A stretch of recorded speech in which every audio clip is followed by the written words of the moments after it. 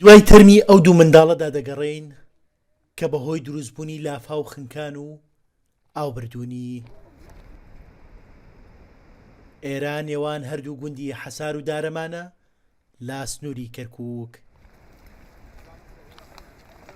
خێزانێکی 12 کەسی خەڵکی ئەمبار بۆ شوانکاری هاتبوونە سنووری کەرکووک.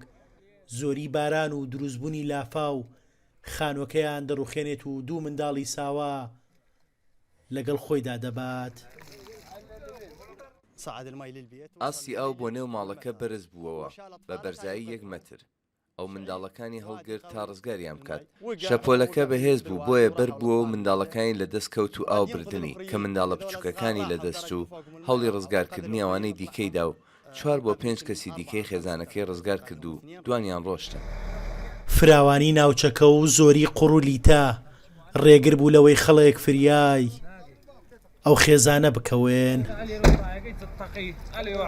زۆری ڕێژەی بارانبارین و پەن خواردنی ئاوێکی زۆر بەرۆکی زۆربەی ناوچەکانی دەوروبەری کەرکووکی گرتووەتەوە، بەڵام تەنیا لە حەسار زیانی گیانی هەبووە کە خنکان و دیارنەمانی ئەو دوو منداڵەیە.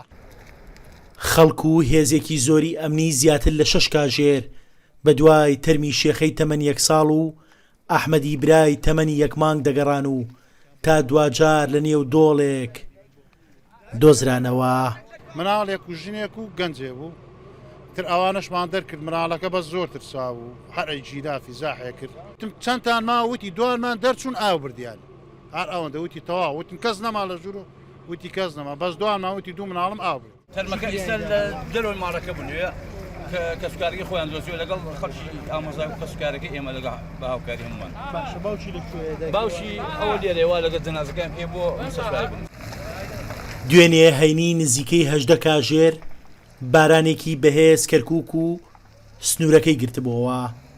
لافاو بەشێک لە شەقامەکانی داخست و لە هەندێک گەڕەکیش چووە نێو ماڵانەوە و زیانی زۆری پێگەیاندێن. هیوا حوسامەدین ڕوودا و کەرکووک.